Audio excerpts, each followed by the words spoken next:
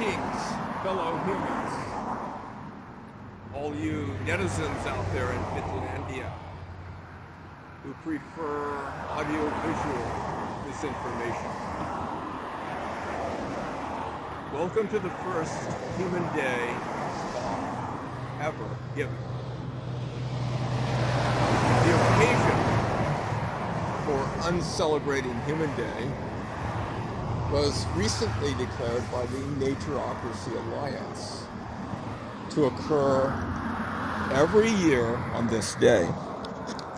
25 dec of the Federation calendar. You're not going to like what I have to say. I don't like what I have to say. There's no entertainment value. Unfortunately, that doesn't mean that I'm wrong about everything.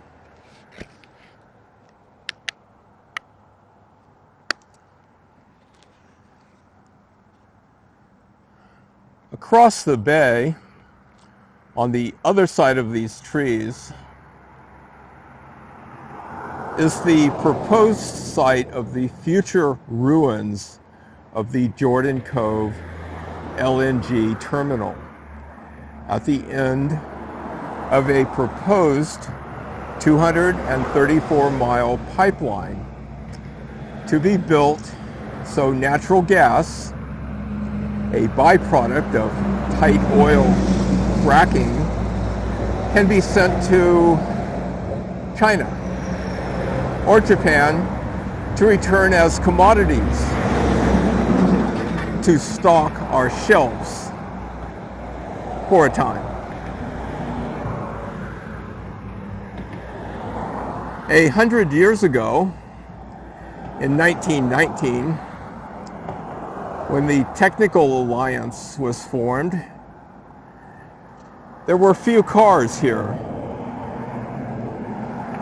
to cross a bridge, if there had been one.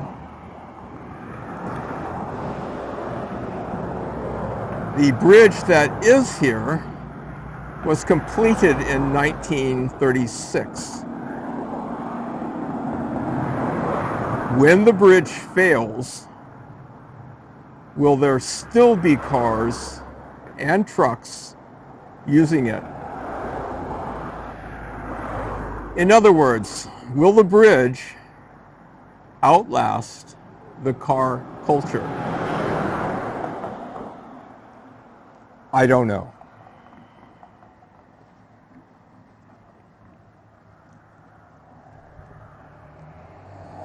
The first Europeans sailed past here in 1543, taking their Spanish guns, germs, and steel with them. The first Englishman, Sir Francis Drake, anchored nearby in 1579. Britain's Captain Cook passed by in 1778.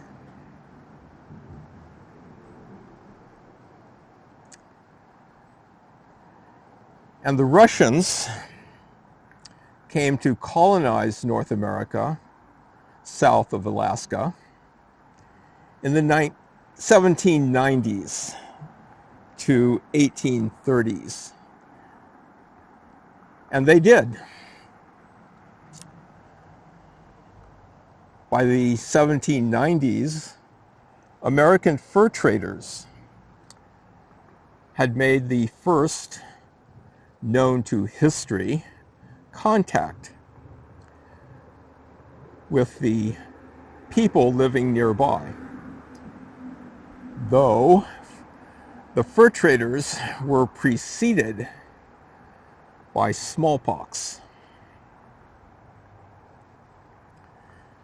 By 1824, smallpox had helped to depopulate southern Oregon.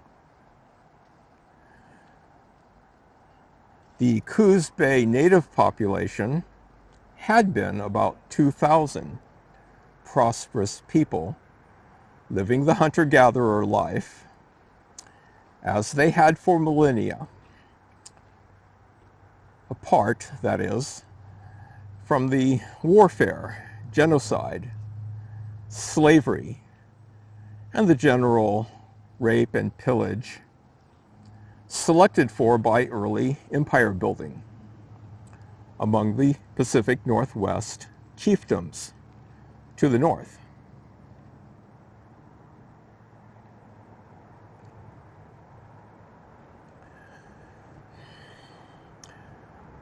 As enabled by red cedar canoe technology. But the measles epidemic of 1836, the population here was about 800, a 60% depopulation by disease alone. Following a U.S. shipwreck here in 1852, the survivors told tales of abundant resources in the area, and Indo-European settlement began in 1853 with the establishment of Empire City, where I now live for a time. The first U.S. ship had entered Coos Bay by mistake in 1850 and soon left. But within a few years, the Coos Bay Commercial Company and settlers were industriously extracting resources from this area. Coal was found for the taking.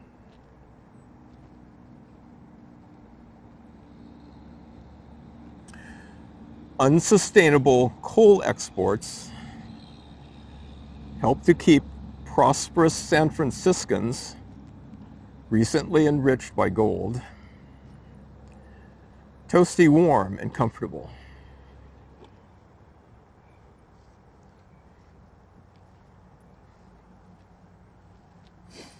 Coal and lumber exports soon made Coos Bay prosperous for humans for a time. The first wooden sailing ships were being built here in 1857. And by 1859, the remaining Coos Bay area native peoples, the pre-Euro people, were removed to a reservation far to the north. Some were later to return as tolerably assimilated Euro-Americo-Sinoans, which they remain today. In 1855, 105-mile strip of Oregon's central coast, over 1 million acres, became the South Coast Indian Reservation. By the 20th century, the reservation size had become a fraction of 1% of its original size. Most residents had died or returned to occupy unwanted bits of land in their former homelands. And the reservation's surplus land was given to immigrant settlers per business as usual.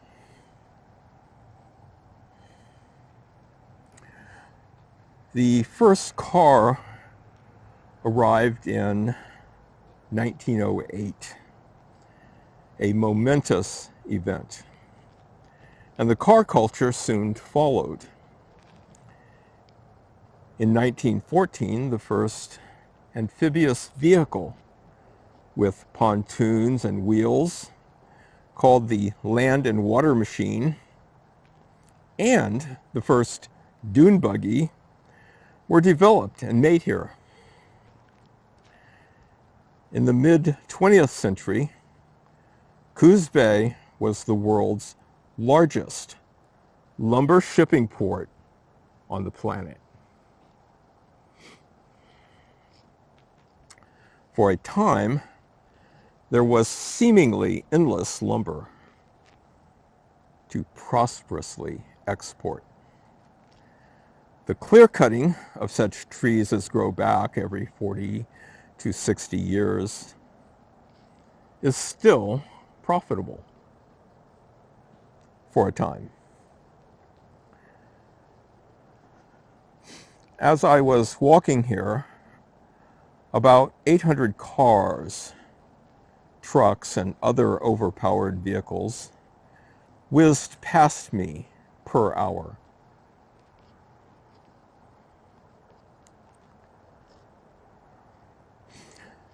So as I was walking here, about 2,800 vehicles with maybe 1.2 people in each also had places to go and less time to get there than I do. In the near future, with self-driving cars, I would expect more of them to be going further. If I want a Big Mac at 2 a.m., I'll send my car to get one. Everyone who is also an Anthropocene enthusiast, the 99+% of you, will consider this as progress towards a much better world to live in than those of us living in the early 21st century had to endure.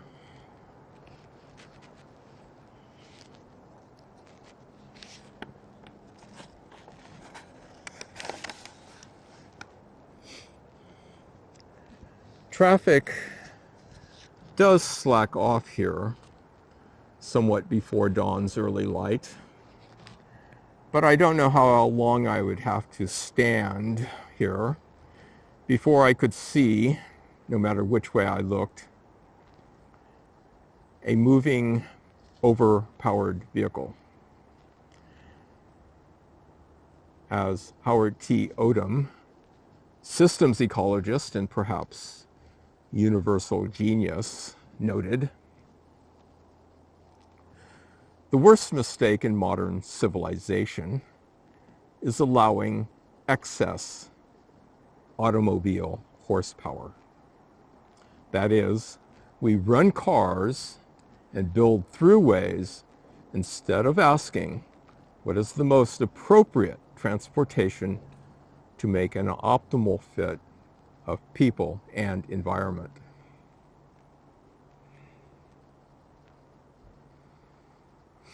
A 100 years ago, the most appropriate transportation was by water. A mosquito fleet of small boats provided for transportation needs. When speed was needed, such as to transport a doctor to a patient, a fast catamaran under sail or a tandem kayak would work. Cargo going out to sea, towards the sea, could be pushed out into the bay to go with the outgoing tide, or for the price of waiting about 6 hours, the cargo could go the other way with the incoming tide.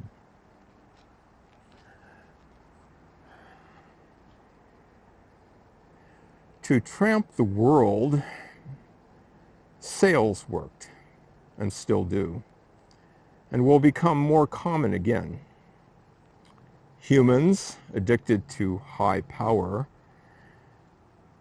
may eventually understand real progress when it sustainably comes to them, perhaps while they are kicking and screaming over many a dead body of the maladapted. Alas, nature is unkind.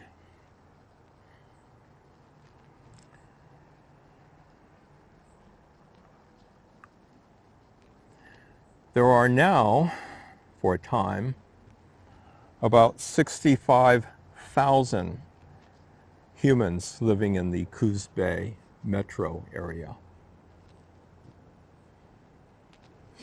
Without fossil fuel inputs to support this hub of Anthropocene enthusiasm, there used to be, prior to a vast area-wide loss of environmental productivity over the last 200 years, about 2,000 people living here in about 40 to 50 small, semi-permanent villages as hunter-foragers. When the trucks and planes and trains and ships stop coming or going, when pipelines ring hollow and electric lines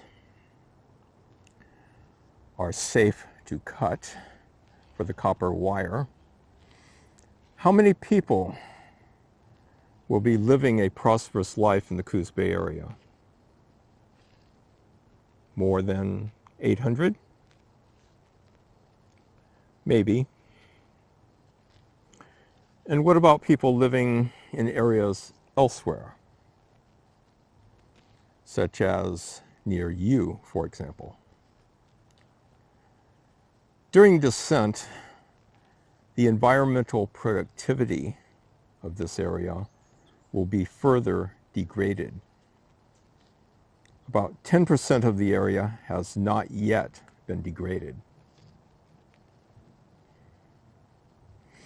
compared to Aboriginal times. Will 1% remain unexploited? Will there be a 99% depopulation of the area's wildlife, livestock, pets and humans? Will there be a 98% depopulation? I don't know, but in 100 years, it will look different.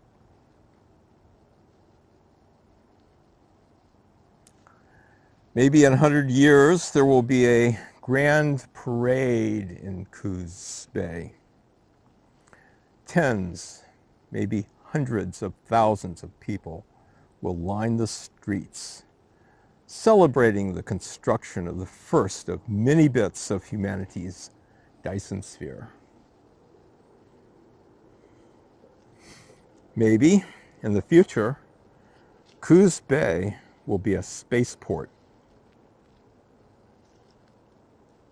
But I could be wrong. So don't believe anything I say or that you may think about anything. Instead, listen to nature, who has all the answers.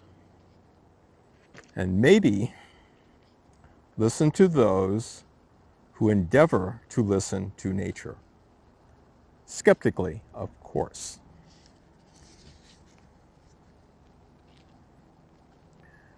To quote the poet,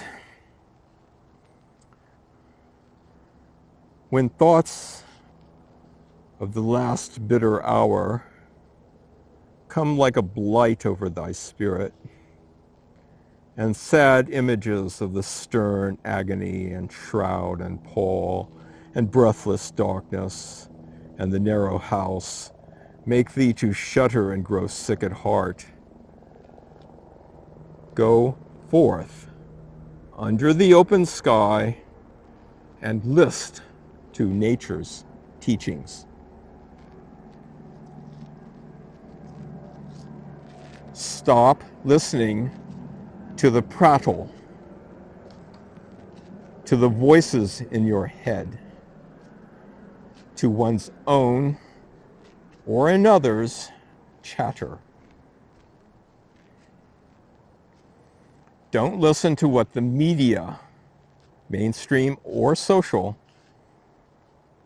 has to say, or to the teachers, pundits, the political and religious would-be leaders.